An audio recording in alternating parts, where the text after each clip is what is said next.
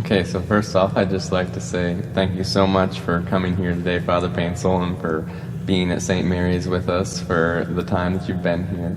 Thank you. Yeah. It's been great, and we're sad to see you leave, but we're excited for your next steps. So the first question we'd like to ask today is, can you tell us anything about your family back home? Like, do you, parents, siblings, anything like that? Great. So, thanks for this moment. And, well, you know, I come from Ghana. Mm-hmm. Ghana is in West Africa.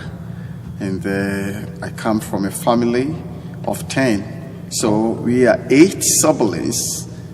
And then my parents. Mm-hmm. And so out of the 8 siblings, 5 boys and 3 girls. And well, I would say that we come from a typically farming area. Mm-hmm. So my dad, he was a health worker.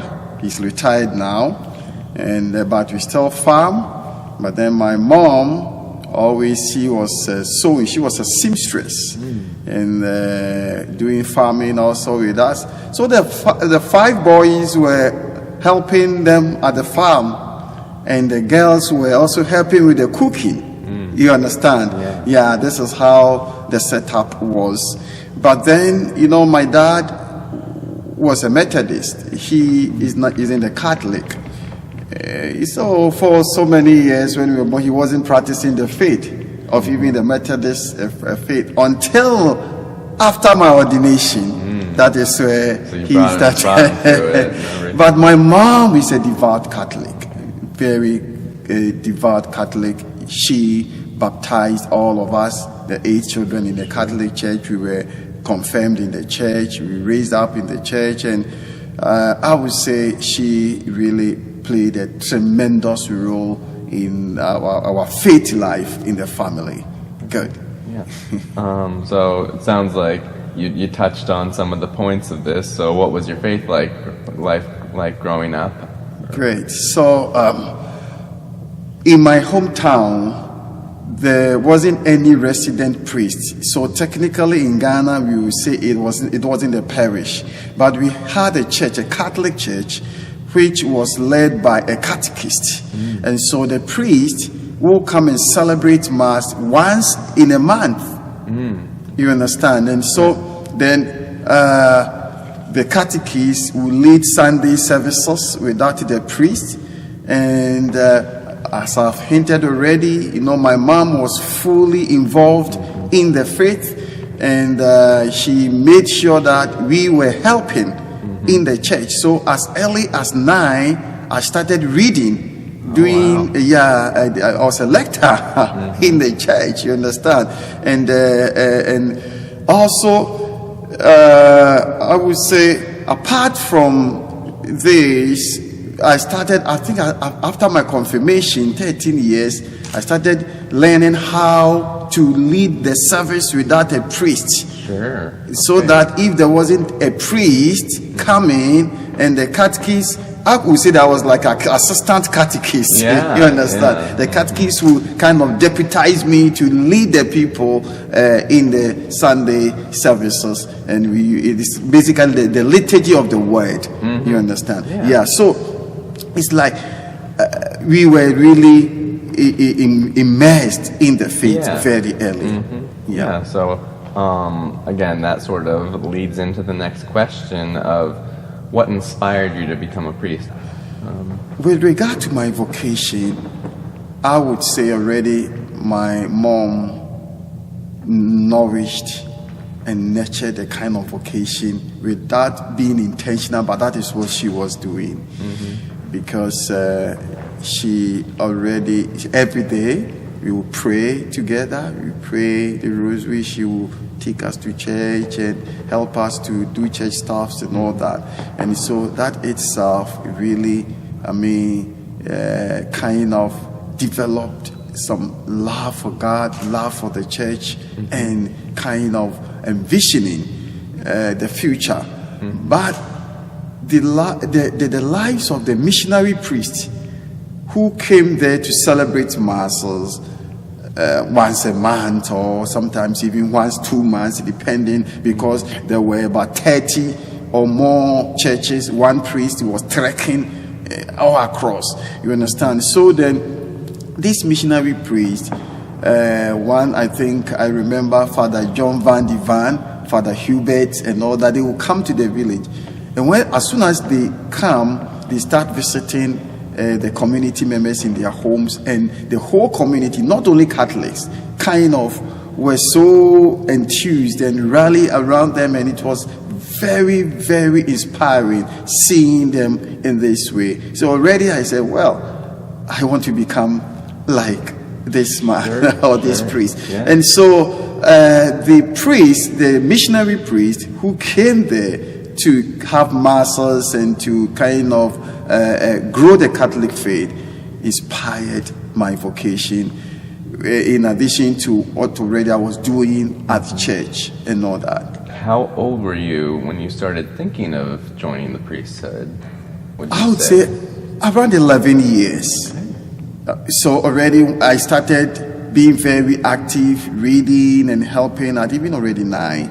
So by 11 years old, I really felt this desire in me, especially when I saw the missionary priest who come there, and it's really already inspired me in that level. I wanted to become like this priest, but I would say I really got the vocation very well after my confirmation, and then I went to the high school.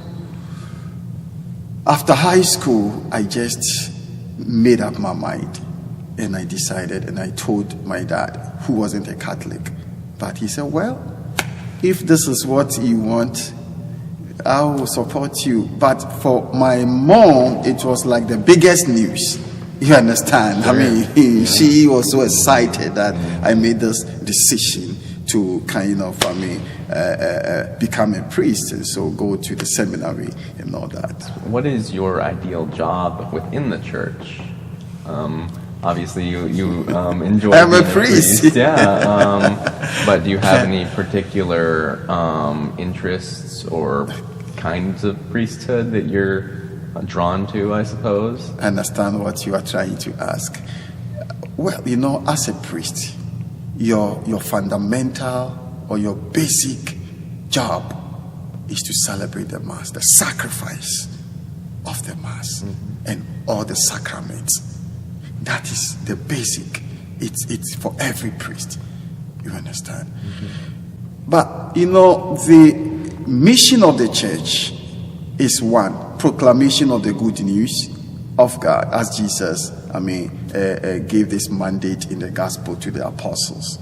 That is the mission of the church. But I believe that it's so broad. There are many branches, and you may not be able to put everything together, but there are certain aspects that you can devote your life to and lift it up in order to really, So personally, I love our Blessed Mother Mary so much. And already in the seminary, I was a member of a group we call Legion of Mary. I was part of the leadership and all that. And after ordination, when I was assigned to my first place of assignment, I told myself that, well, among other things, I would also focus on how to spread the devotion of our Blessed Mother, how to promote this devotion. And, that was at a time that in my archdiocese and in my area, the evangelicals, the Pentecostals, the Protestants, they look down on Catholics in terms of, they worship Mary. You understand? They will say, the Catholics, they worship Mary. And so Catholics were kind of afraid, timid. They wouldn't want to, do a more of Marian devotion. And I said, no, this narrative must change. And so I started kind of putting together programs, Marian programs and all that. Most important one is the Feast of the Assumption of Mary. That whenever it was time to celebrate the Feast of Assumption, we kind of did sometimes even 21-day preparative rosary prayers, and then we do a lot of radio announcements, publicity on the papers, social media, and all that. So it now started, bringing a lot of people together, and each year this celebration grew and grew and grew, and it really became a big celebration in my archdiocese. And when we were doing all that, my long-term vision was also for a shrine in honor of our Blessed Mother, so that the devotion will be really enkindled and established well. And it came to pass. I can't say it all here. Maybe at another time, how the shrine, the grotto really came about. But as I am talking to you now, the shrine now has taken big shape. Last Saturday, the feast or the memorial of the Immaculate Heart of Mary, the nuncio of Ghana, my archbishop who came here, and other archbishop, and over 200 priests and religious and thousands of Catholics had pilgrimage there to celebrate. You understand? And now parishes, young people, the youth are having strong Marian devotion. And that's my joy, that at least the Marian devotion, which was looked down upon, people were afraid. They think that they will be ridiculed for worshiping Mary. Now the understanding has come up, and the devotion is growing like fire. And for me, it's a blessing that I thank God. And I thank also our Blessed Mother for her intercession every day on. And so this will be the answer to your question. I don't know if I have answered you. No, I think you gave a great answer. Okay. So our next question is, how does music play a role in your life and in your preaching? Obviously, you've brought a lot of music to your homilies and everything that we all enjoy so much with your singing. So how does that play a role in your life in preaching? Well, I would say that the Ghanaian culture is a culture of music. Music permeates every aspect. When you are reading in the farm, you are singing, you are cooking, you are singing, you are fishing, you are singing. It's not even only in the church. And already the singing was part of my family culture and all that, and it comes into the church. It doesn't matter whether you have a beautiful voice or you don't have a beautiful, you love to sing. And for me, throughout my ministry back in Ghana, I kind of also integrated the music in my ministry, my celebration of the masses and homilies and all that. Even here, I don't sing much because I don't want to trouble you people. But the letter, it fills me with joy when I'm able to sing. And in homilies, if you understood my language, you realize that the song that I pick, it kind of speaks to the theme of the homily I am preaching about. And you usually give us a translation. I give you translation. You understand? And so there is a linkage, connection between music and faith practice. And that really comes out in our culture in Ghana. And I'm glad that at least the letter we've been able to put out here, the parishioners of St. Mary's have enjoyed it. Yeah.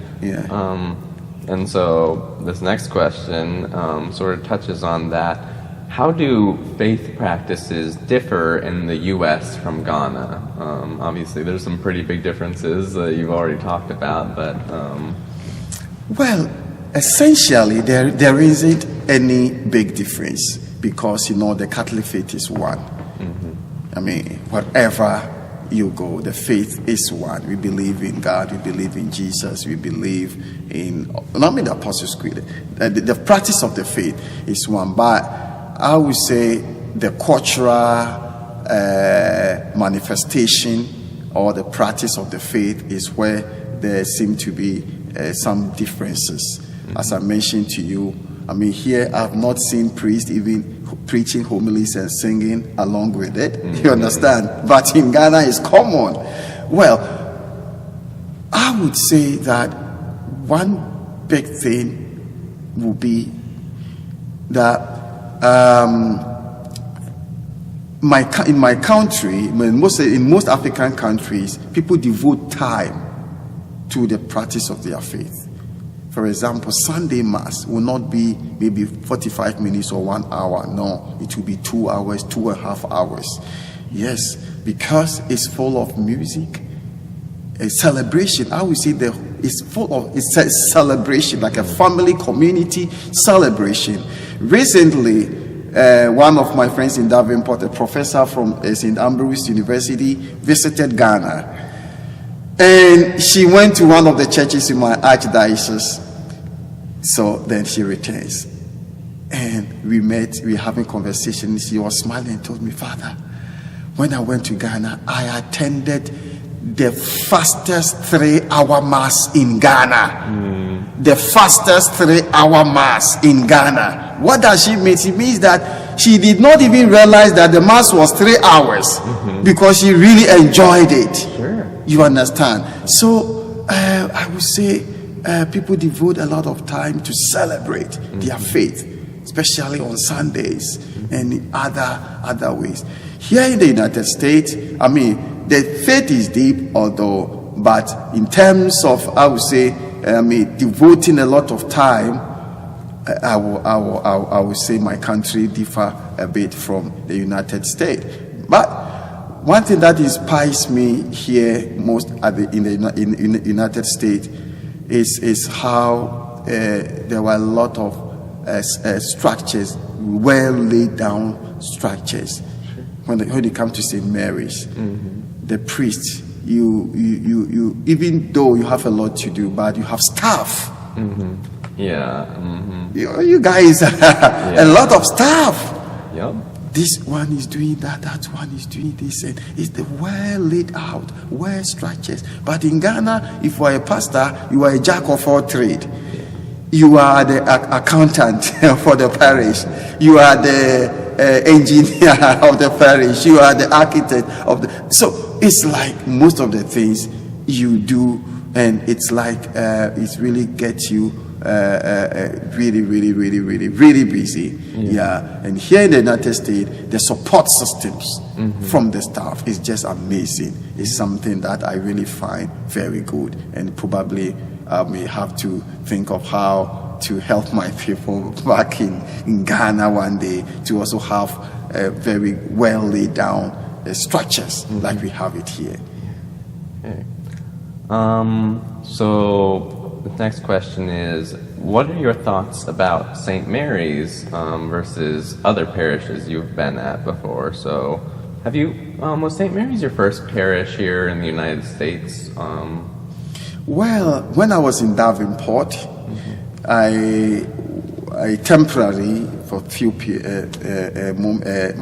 months, I was helping at St. Paul's, Davenport, and I also was helping at the cathedral, Sacred Hearts, went to St. Anthony's and Our Lady of Victories. So at least I have a taste of how the liturgies, all the churches are beautiful and wonderful people out there. I must say that I have really enjoyed, I continue to enjoy my ministry here in Iowa. But St. Mary's is beautiful. It's amazing. St. Mary's is amazing. Parishioners are very welcoming and wonderful. What inspired me most also at St. Mary's here is how you find so many parishioners involved in the church. You have ushers, you have greeters, you have servers, you have videographers like you guys.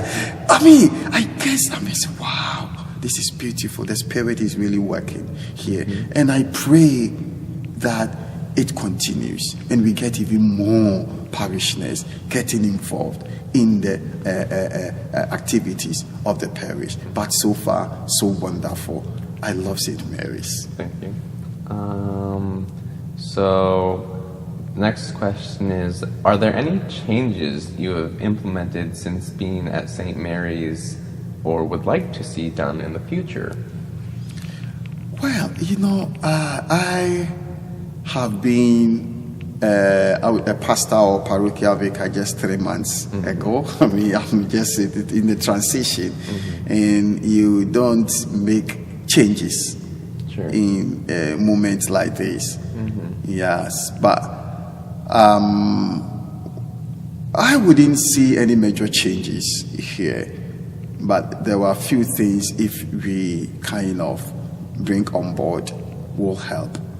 And already those things, I think we have started rolling some of them out. For example, Eucharistic adoration. When I came in, I realized that St. Mary's, we didn't have Eucharistic adoration, which I think it was a minus. Yeah, it definitely something we needed to add. We needed that. It's non-negotiable. A parish without Eucharistic adoration, I believe that, some important aspect of the life of the church is missing. But I am glad that for 1 year now, the Eucharistic adoration has taken shape and is getting amazing and wonderful. And prior to the Eucharistic procession we held, we had 24-hour Eucharistic adoration, and every time the parishioners were here, even deep in the night, they were here adoring. For me, this is so inspiring. Wherever the Eucharistic spirituality is really high, the faith is strong, and young people receive vocations. My parish back in Ghana, we have the Eucharistic adorations and all that. And by the time I was leaving, we had over 10 vocations. Young people, some have been ordained and some are still in the seminary. You understand? So I will be glad that Eucharistic adoration will continue to be nurtured and kind of nourished over here. Yeah, and I think you mentioned it, but you brought the Eucharistic procession to St. Mary's, really, because we hadn't been doing that before. So I think that's something that you should mention. Of course, I am about to mention that apart from the Eucharistic adoration, the Eucharistic procession, it's something great. We practice the faith visibly. It's a visible expression of our faith. We can't always be indoors. Jesus told the disciples, go out and proclaim the good news. He did not say always be inside. And so it is time for Catholics to be visible with our faith. Being visible with our faith, Eucharistic procession is one aspect, and it's not the only aspect. Here at St. Mary's, you do YouTube live streaming and all that. We are being visible with our faith in there. Yeah, and for example, I do a lot of social media activities. You touch the lives of hundreds of people around the world. Thousands. I always say it's thousands. When I go live, it's thousands. This morning, I went live to pray the rosary. I would say over 6,000 were live praying. By the close of the day, about 30,000 would have prayed the rosary. We must be visible with the faith. And that is what I think St. Mary's is also now picking up. And so it's not about changes. We are not changing anything. Everything here is perfect. But then we need to bring on board some other things that will help the church grow. Okay. So that's the end of our primary list. Do you have any other closing remarks you'd like to make, or anything you'd like to say? I want to say thank you very much for having me and for giving me this opportunity to share my life experiences. I would also want to thank all parishioners of St. Mary's here in Iowa City who have been so wonderful and loving and supporting of my ministry. And I ask that you keep me in your prayers as I'm moving to Hills, Iowa, Lone Tree, and Nichols. I am sad that I'm leaving, but I'm so kind of excited about a new ministry also over there. So keep me in your prayers, and I also keep you in my prayers. But we are still neighbors. Yes. And we hope to see more of you. Thank you so much.